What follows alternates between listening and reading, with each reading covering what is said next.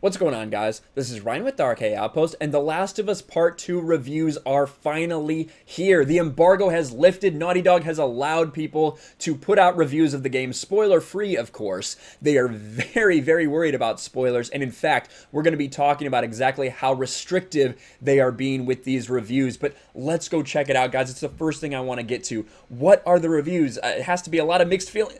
Oh, they're basically perfect. That's right.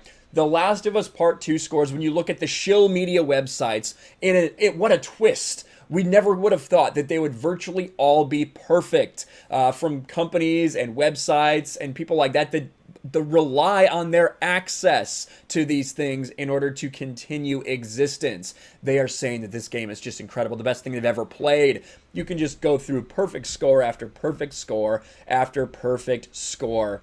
Even, ironically enough, even from places like DarkStation, who says it's not perfect, but it's still amazing. Irony. They got 100. A 100 given on a review that says it's not perfect. What an absolute surprise. Virtually every single one of these is perfect. Now, there was just a few outlets that gave mixed reviews. Including Game Revolution, Gaming Bible, and IGN Japan gave it 70s. There's a lot of other ones, a lot of other negative reviews by some surprising sites, like Kotaku. That was one of the first negative ones to come out yet. Not rated. Polygon, not rated. Another one, Vice, was also a bad review. Not yet rated, not yet factored in. Very interesting.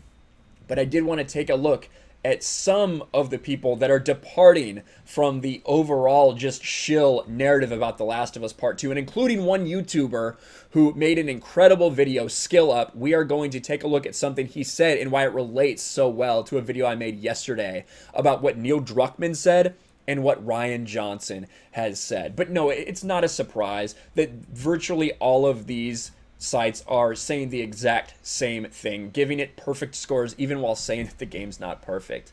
But you can see here, Vice, The Last of Us Part 2 is a grim and bloody spectacle, but a poor sequel. Again, no score has been given to this on Metacritic.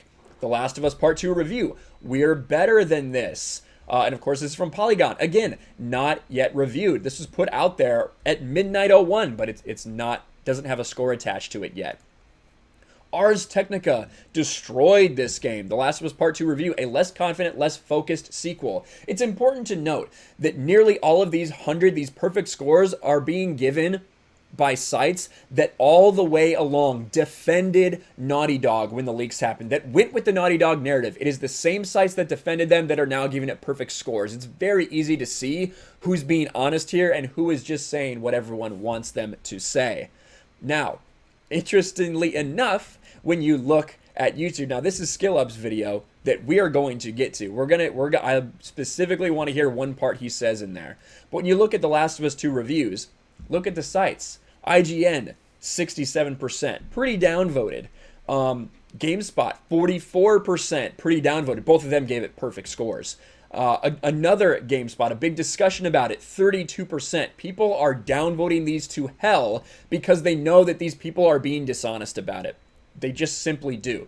Now, I wanted to talk about Skill Up because Skill Up is a YouTuber who gave his extremely honest opinion about this game. He did get a review copy, and in my opinion, he slaughtered this game to bits. Not only for the story, but also for the lack of ingenuity when it came to gameplay, that it felt basically nearly exactly the same as The Last of Us. There was essentially no progress. It looks really good, and he even said that. The game looks incredible. The landscape is incredible. The graphics are incredible, but as far as gameplay goes, it's not really a step up. And ironically, that's what we said when we did our reaction to The Last of Us Part 2 State of Play for PlayStation.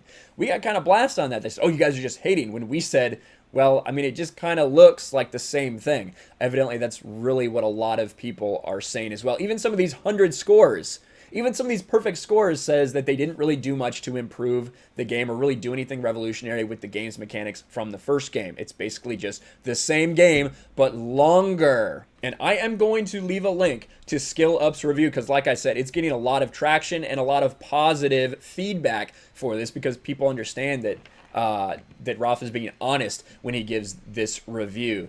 But the one thing I wanted you guys to hear was this, because I think it's very important, especially for viewers of my channel. I want you guys to hear this part. Yeah. A central theme of this game is deconstruction.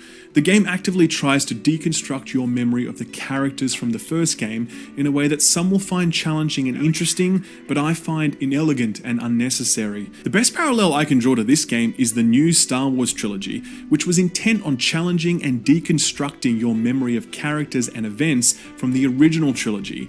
If you appreciated the choices that the new trilogy made, there's a chance you'll also enjoy The Last of Us 2.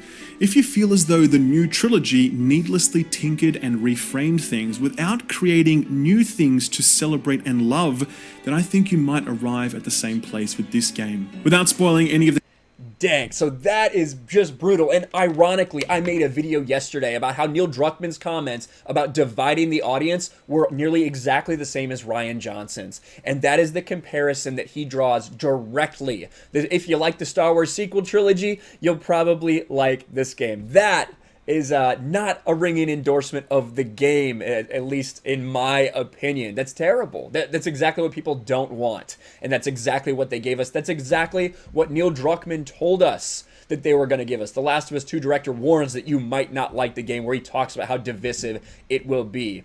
But the other really important thing that SkillUp mentioned was, and a lot of other people have been mentioning, are the restrictions.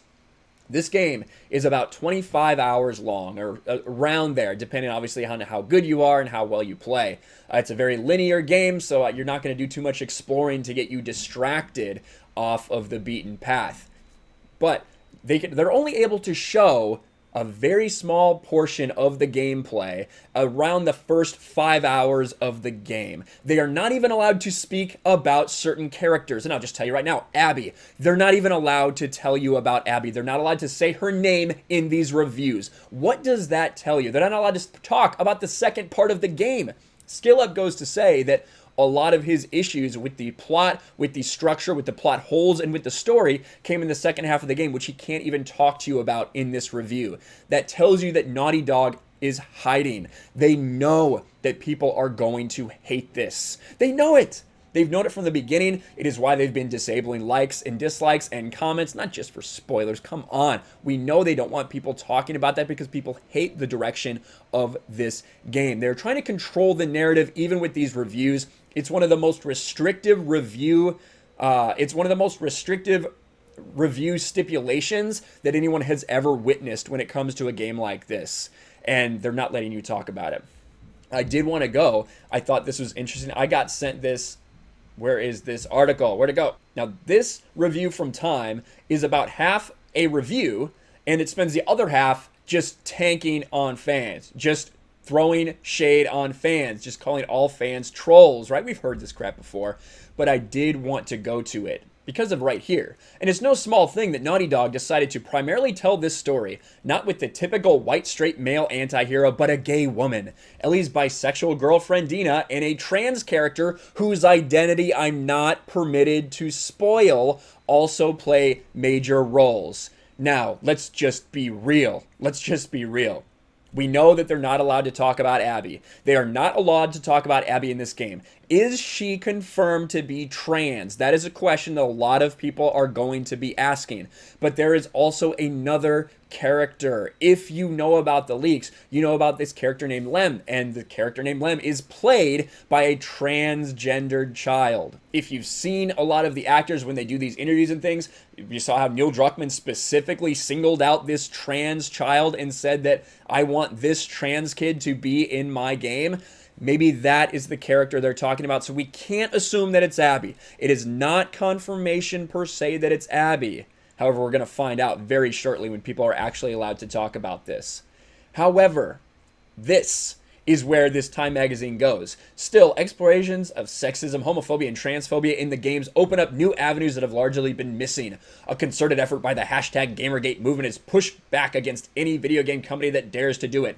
And then they talk about it garnered its fair share of trolls. Some toxic YouTubers and Reddit posters have advocated for boycotting the game. Some are unhappy and would have to play as a 19-year-old queer girl rather than a grizzled middle-aged man they know and love. people talking about Luke Skywalker and Rey, and all of this is true. All of this is true. There are a lot of people talking about that. But I wouldn't call them toxic because I'm not a fucking pussy, and I also wouldn't call them trolls because this is really how people feel. People were genuinely upset when they heard about these leaks. People were genuinely upset about these things. Just because their opinion doesn't align with yours doesn't make them a troll. And these people, these shill journalists just can't get it through their heads. But no surprise to anyone that these reviews are basically perfect. We need to wait for more trusted YouTubers like SkillUp, more people whose careers aren't tied to this access, who have no integrity in their body and just write whatever these game developers tell them to write. I'm interested in finding out what more people have to say as more time goes by, and when actual people who have to pay for this game give their reviews. But let me know what you think about it in the comments below. Smash a like button, subscribe to the channel, ring the bell for notifications, share this video out there, and I will talk to you later. Thanks for watching, everyone, and a huge shout out to my patrons. I appreciate you guys so much. Want to follow me on Twitter or Instagram? Check out the description below. You'll find links to my P.O. box and my Patreon as well. And I'll talk to you guys later.